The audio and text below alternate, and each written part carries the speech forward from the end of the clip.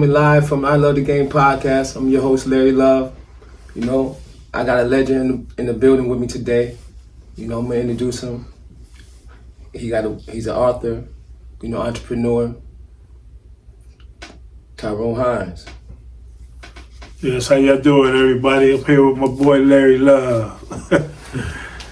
Yeah, how you been, though, man? What's been going on? How you been, man? I see you got a little series coming out, books, movie.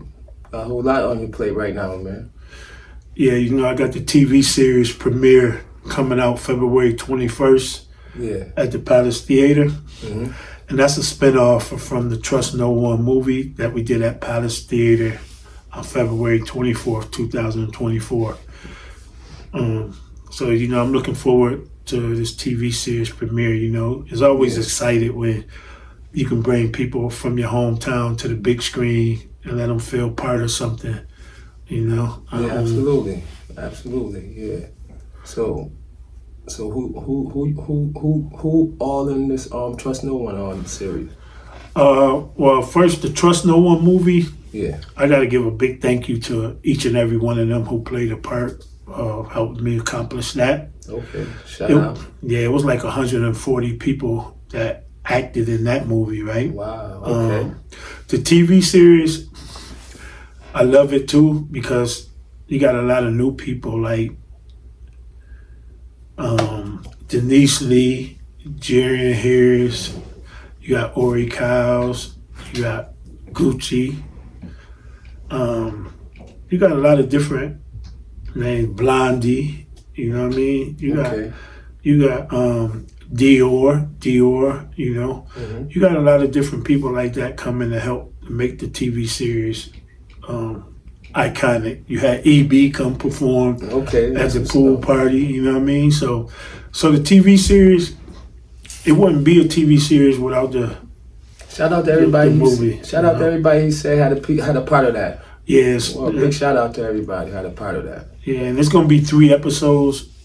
Right now, we finished the first episode, and on the dude side, you got people like St. Clair coming on board. You know what I mean? Okay, that's what's up. You know what I mean? You got people when you got people like St. Clair coming to show his acting skills and want to be a part of this. You know it's gonna be a series. So, yeah, that's what's up. Shout out to Saint. That's what's up, man. Yeah. All right. So how you came about all of this though? Like, how did Trust No One series came up? How did you start all of this? Well, like when I spoke yesterday at the church. Yesterday was my 6-year anniversary coming home, and I remember when I was locked up with the mandatory life sentence. Right, I remember looking at my judgment and commitment, and the release date say deceased. I remember looking out the prison window and seeing the graveyard. So when you die in prison and your family don't come get you, they put you in there, right? So these things didn't sit too well with me. So I was like, man, I'm not dying in prison, right? Yeah. But at the same time, I saw a lot of other men who didn't have hope, right? Because, they're in there with life sentences, 30, 40 years. Yeah. So I wanted to do something with my time. Even though I had a mandatory life sentence, I didn't give up. So what became something on a piece of paper became a book. What became a book became a movie, right? And what became a movie now becoming a series. So while I was in prison,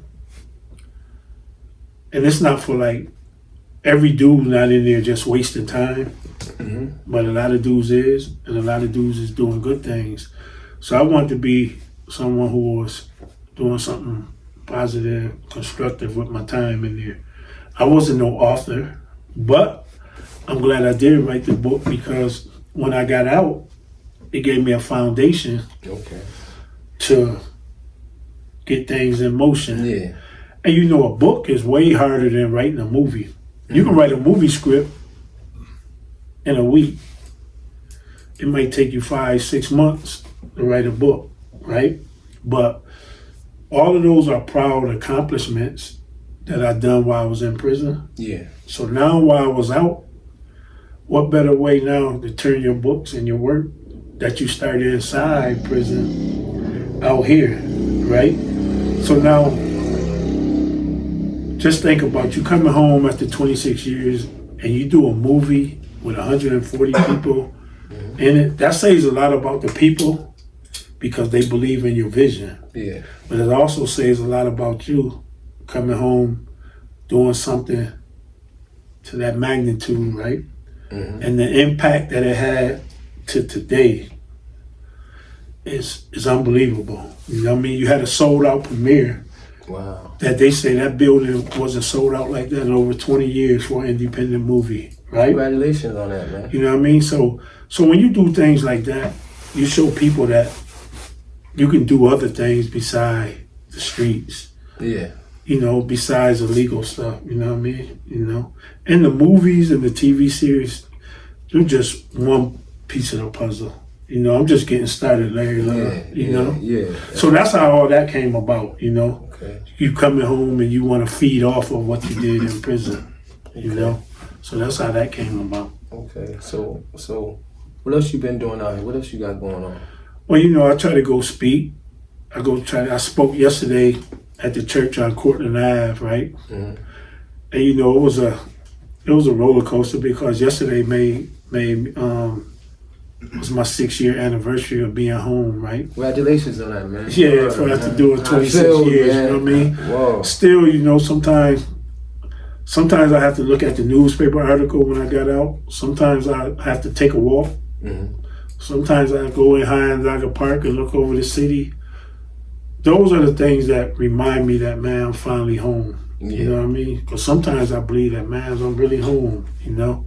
So I do speaking engagements. I try to mentor people whenever I can, you know what I mean?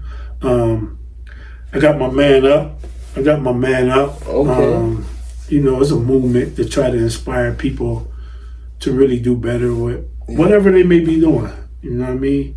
And that's the whole definition behind Man Up. It's just, you know, motivating people. Just like with the movie. You know how many people was in their comfort zone and now they out their comfort zone? Mm-hmm. That's what Man Up try to do. They try to get you out your comfort zone, to try to do a little better, whatever you may be doing, you know what I mean? Things and stuff like that. That's what's up, man. Yeah. That's what's up. That, and then, you know, you just, you know, working and you try to just deal with the everyday life challenges. Mm-hmm. But after we complete the TV series, then we're gonna work on my true life story, me and the Boogie Downs. That's called Face of a Boss, right? Shout out to the Boogie Down, man. Shout out to all of y'all. Yeah. Shout out, man. Yeah, so those are some of the things that I'm doing now, you know what I mean? Okay, that's what's up, man. That's what I like to hear. That's what's up, man. That's what's going on. I love the game, man. Wow. So I appreciate you coming up, man, helping me out, man. I appreciate you, man. Yeah. Well, we used to, man, we used to have some fun back in the days, man. Word, man. But with that said, though, I want to go back to how was it that night, man? That day, or rather, when they came and got you? When they came and got me, Yes. I mean, it's unbelievable because all the time you thinking you're not gonna get caught, right? Yeah. You thinking that, man, you know, you too smart, you know what I mean? Everything you doing, you thinking you doing it right? Yeah. But now that everything over and you learn the whole process, right? You know it's just a matter of time that you're gonna get caught, right? Yeah. You know, they got cameras. I tell people now, they got cameras everywhere now. Mm-hmm. But when they was investigating me, they had cameras up in front of the Givens block. They had cameras in front of the car wash that we had up there on Salina, right? They had all the payphones. They used the word clone, right? So if you dial a number from there, they know you when you call, right? Mm-hmm. So it's just a matter of time. When you got cameras watching you, you got them following you almost on a daily basis, right? You know it's just a matter of time. But when you don't know that, you don't see it coming. So when you see it, when you finally get hit and they arrest you, Yeah. it's like, man, it's like everything go blank, right? Because you like, you know you done messed up and that's what it came to, right? Yeah. Now you don't know how much, at the time, I didn't know how much time I was going to get. And I didn't really know it was the feds at that time. I'm just thinking, okay, you're getting arrested at the Syracuse police, right? But I'm knowing that I'm probably going to do some time, whether it's 5 years, 10 years, 15 years, you know. I didn't know that eventually it was the feds until we pulled up in front of the federal building, right? Then I didn't know that I was going to be charged with one of the most serious drug crimes in America, right? Yeah. 21 USC 848B. I always explain what that is because some people think I got life because I escaped twice. But I got mandatory life because 21 USC 848B is called the Super Kingpin statute, right? That carries a mandatory life sentence. No ifs, ands, buts about it. No 20 years, no 30 years, no 40 years. So when I found out that I'm being charged with that and I'm getting ready to spend the rest of my life in prison, Yeah. it goes back to the day that you got arrested, right? And it all just, you know what I mean, make you feel like, man, how did you let yourself end up in this situation? You know what I mean? So all of that make that day, it's like the worst day of your life, man, you know? Because you go from having these rap concerts, having these parties, chilling and throwing part, making money on a daily basis, riding around in flashy cars, hanging out with the boogie downs, right? Just having fun. And then, just like that, all of that snatched from you, right? So that's a feeling that man, you can't really explain that, you know, it's a feeling that you don't want to go through no more, you know what I mean? So, yeah. Good to see you back home, man, with your family and stuff like that, man. Yeah. You know, or man, you're doing the right thing now, man. You doing big things for yourself and your family and your friends and stuff. That's what's up, man. And you know, love, like sometimes, that's what I want to make clear. I didn't come out to just do a movie, do a TV series, do a man up movement, just to be able to say, oh man, I did a movie or TV series, right? It's dudes who locked up. It's just like when I was doing law, right? It's dudes that I was fighting for that's coming home now. It's people who locked up, men and women, probably hearing about everything I'm doing since I've been out, right? Yeah. So it may be inspiring them to do something. It may not be a movie or a TV series. It may not be a book, right? But it may be inspiring them. Hey man, if Hines can come home after doing 26 years, right? And he out here doing stuff and not back in the game, not back in the streets, maybe they can do the same thing. You know what I mean? And that's what that's about, love, you know? You know what I mean? Yeah, that's what's up, man. That's what's up, man. So, how was it growing up, man? Oh man, you know, like growing up, like I tell people, man, like I grew up in the bricks, right? And when I walk through the bricks now, it's different, way different than when we was growing up in it, right? But the bricks was just like a lot of neighborhoods all over the world, right? You know, you had to be strong. You had to know how to survive. Everything was competition. You know what I mean? Everything was always a battle, right? Yeah. And you know, you around a lot of single parents. Very few people had both parents in their household. So really, everybody growing up in the bricks was like in survival mode, right? But we was having fun and trying to enjoy life at the same time while we competing with each other too. You know what I mean? Whether it's fighting, whether it's playing marble, whether it's playing basketball, whether anything. You was always in some type of competition growing up in the bricks. So growing up in the bricks for me, I'm glad I had a chance to do it, right? Because it ain't nothing now that you can't survive in. If you survive in the bricks right there, you can survive anywhere. You know what I mean? And that's not to put the bricks up above any other hood or any other place around there. It's just that's where I grew up at. Yeah, that's and that's the fact. the things, you know what I mean? Yeah, no doubt. So that's what it where was you like. came from. Yeah. But at the same time, the bricks also taught me some of the skills that I possess today. Mm-hmm. Organizing, leadership, Yeah. right? Planning. If you want to be successful, right? I look at a lot of dudes and women, they lack planning, they lack organizing, right? And they lack leadership, right? A lot of people do things just at the moment, right?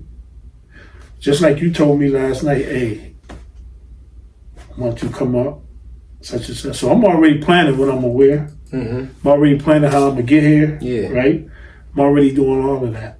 See what I'm saying, love? So with my books, with the TV series, with the movie, with the Man Up movement, you sit down and plan. Then you gotta become an organizer. You gotta know how to organize things too, right? And you gotta have that leadership skill. And those are things that help you be successful in whatever you're doing. All of that came from growing up in the bricks, right? Yeah. Because a lot of people know I started working at the youth center. Mm-hmm. At the youth center, what I had to do, I had to plan field trips. I had to organize events for the kids, right? I had to become a leader, right, amongst all of us that's attending the center, you know what I mean? But those same skills is with me to today.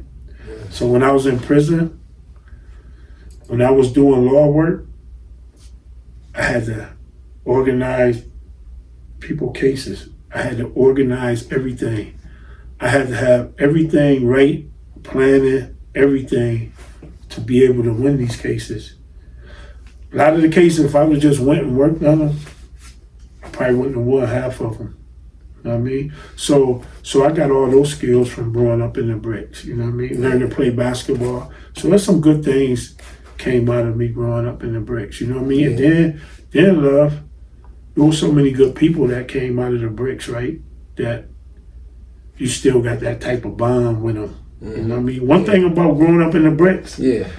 and I can't speak for no other hood or no other community, but growing up in the bricks, it's people that you see right now, and y'all share that same bond when y'all was young. That's a fact. You know what I mean? That's a fact. It's a bond like That's a fact. like if you played on a championship team, you got that bond. You know what I Whoa, mean? you feel the love. You feel, Yeah, it. You feel yeah. it. You feel it. So the bricks was good to me. You know what I mean? But overall, a lot of us, you know what I mean? We didn't have it like that in the bricks. So we struggled. We struggled just like any other family. You know, my mom's raised us in the bricks, single parent. You know what I mean? So she had to do a lot of things by herself. You know what I mean? So, you know, like most mothers in the bricks. You know what I mean? So Yeah.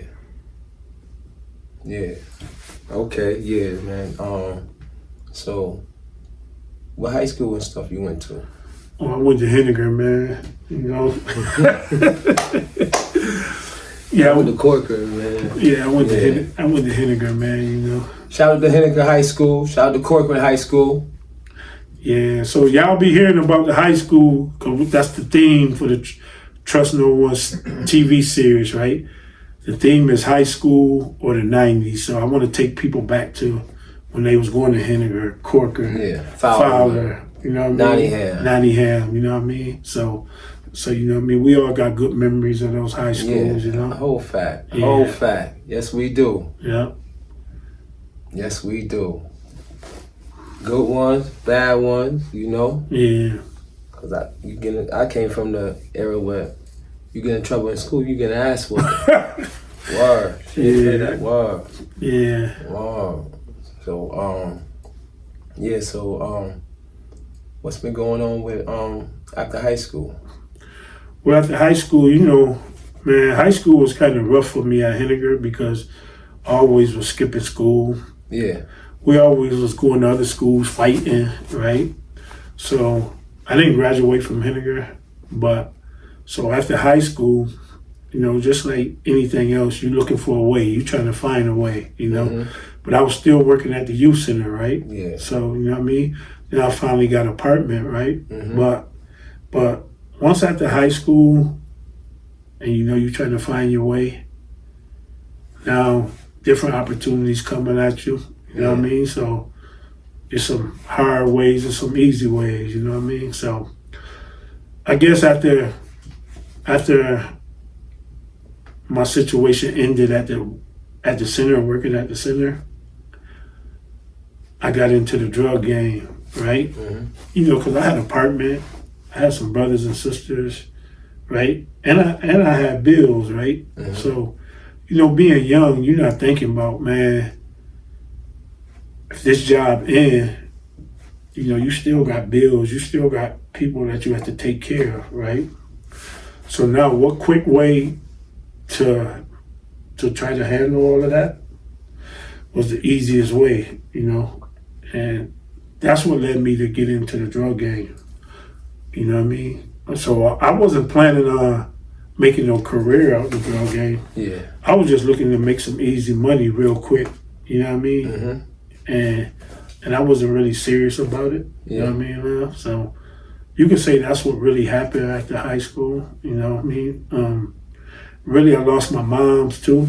So, it was my condolences. Yeah, thank you. It was a roller coaster at the time because you losing your moms when you're like 17. You know what I mean? At a young age like that. And then you got younger brothers and sisters. You know what I mean? On you and stuff. Wow. Yeah, you know what I mean. So it was like It was like a rough time for me. So you know what I mean. So now finding my way, trying to navigate. You know what I mean. So that's where I ended up at. You know what I mean. Yeah. Picking up the bag. You know what I mean. So Yeah, man. So, how did it feel that day when you was getting released? Oh man, they asked me that at the church yesterday, right? And I'm gonna try to explain it real short, quick, right? I knew I had a motion in court, right? But like I was telling you before, and I tell everyone who listen, from the day I got arrested, and once I learned law, I knew my argument was correct all the time. The courts knew my argument was correct all the time, right? Mm-hmm. If I show you my documents, you will see that they had over 1,000 kilos in my conspiracy, right? So that was one of the criteria to give me the super kingpin statute, right? And make it carry mandatory life, right? But once I learned law, now I learned that the 1,000 kilos had to be in my indictment. So without it being not included in my indictment, it's like I never even had the 1,000 kilos. Mm-hmm. You see what I'm saying? So now I'm arguing this all the time.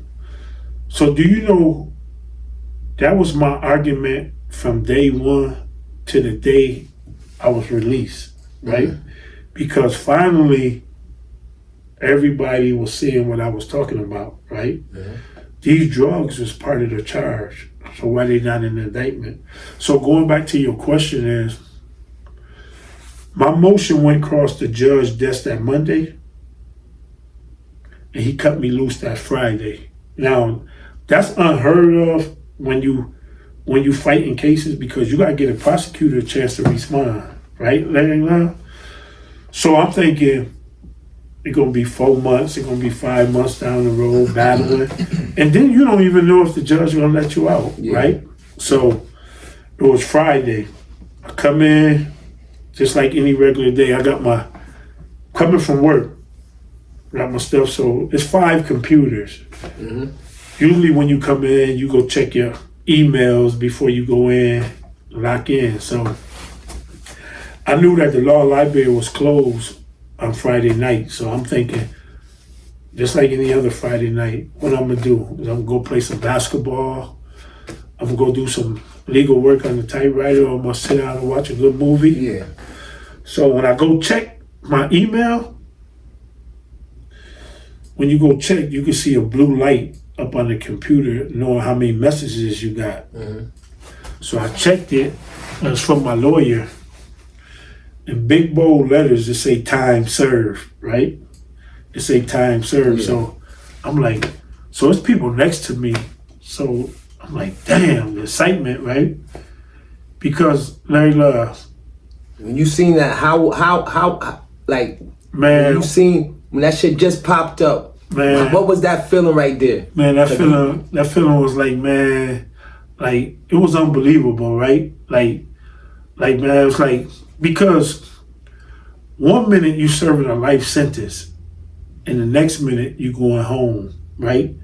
With no warnings, with nothing in between.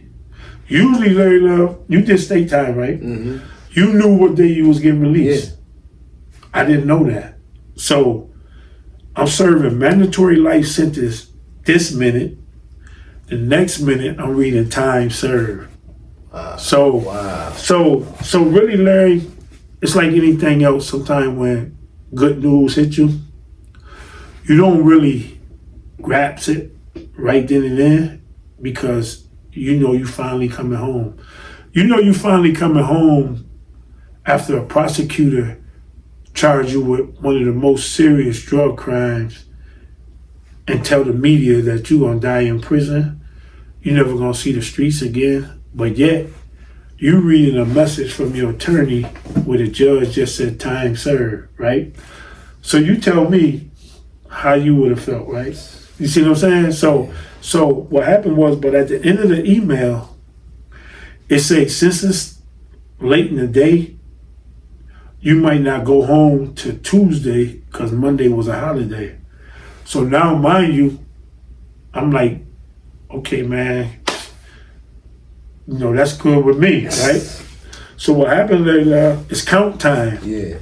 So now I go in my room, in my cell, I'm laying there, right? Like, man, I can't believe it, right? Because you're thinking about all the people who supported you, then you're thinking about all the people who didn't support you. Absolutely. Not that they owed you anything, right? But you're thinking about all the people who always hoped that you got out. Then you're thinking about the people who thought you would never get out. Absolutely. And the satisfaction of you now coming home make that feeling even greater. So I'm in there taking all that in, right? Yeah. I'm in there cell taking all that in. So now, Larry, after count, I come out. Now, mind you, the lawyer said in the email I probably wasn't going to go home till Tuesday, right? But now they calling me over the loudspeaker. Hey, Hines, come to the lieutenant office, right? So now the whole jail know I'm going home. But when they calling me to the lieutenant office, I'm thinking they're going to put me in the shoe till Tuesday. Yeah. Because when you get immediate release, you off they count. So if something happened, you can sue. So make a long story short, they called me to the lieutenant office and said, hey, man, you got to call somebody to come pick you up, right? So now, Larry, it's really starting to hit me, man. That I'm finally going home. But still, Larry, even though all that's going down, I'm still inside that prison. Yeah. So the feeling is great, but still, I'm still inside that prison. So, man, E. Kim and Terrell came and picked me up. Soon I got out the prison and got in their car, that feeling became like, yeah, you know what I mean? Like, I really believe it now. Yeah, like, I'm here. Yeah, you know what I mean? I believe this real. Yeah, this is real now. So it's a feeling, love, that I can't even explain to you today, right? It's a feeling that it ain't too much things that can outdo that feeling. Because 1 minute you thinking you're gonna die in prison and you serving a mandatory life sentence, and the next minute you going home, right? Beautiful thing. Yeah, It's a beautiful you know what feeling. I mean? Beautiful feeling. Yep. So, Wow. and another thing about that, right?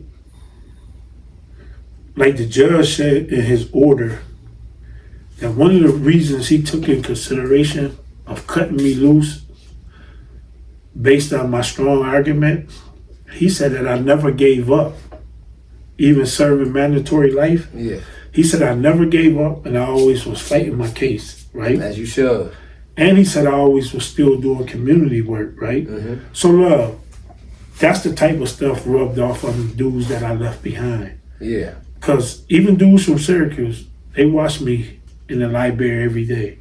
Some of them watch me send them to court, right? Now they see me walking the streets, right? So they know it worked, right? Yeah. They know everything I was doing was working. So now that's inspiring the other young men. Yo, it ain't about playing basketball every day. It ain't about gambling, all that. I know people do their time differently, but you got to do things to put you in a better position to go home. And that's what I did. You know what I mean? If I wouldn't have never learned law, I'd probably still be in there. Stand up. You know what I mean? That's why you got them. Yeah. Oh, the man up? Yeah. Give a big shout out to Daryl Imperial Green. Okay. Shout out to him. Shout Yeah, out. he customized this jacket, right? But he making some of my Face of a Boss material merch, right? Mm-hmm. To promote the True Life movie. You know, Larry Love? Okay, that's what's up, man. True Life movie, man. Who am I get to play you, Larry Love? Yeah, so you know, Larry Love, like anytime you leave prison, whether you know it or not, is always a good feeling, man. You know? That's the best. You That's know the what I good mean? one. You ready? Yeah. Yo. 'Cause some people ain't leaving. And that's Wow. you know, see how you brought that up? When you leaving, you know you leaving some people behind that you know they never gonna get out. Wow. You know? For real. Yeah. Word up. Word. Yeah, with that said, yo, I appreciate you, TH, for doing everything for me. I appreciate you. Oh man, you know that, man. Word up, big You know bro. that's why they call you Larry. That's why they call you Larry Love, man. Ain't nothing but love, man. You know I what love mean? the game. You hear me? We at I Love the Game Studios. You heard? Get at me, and it's a wrap.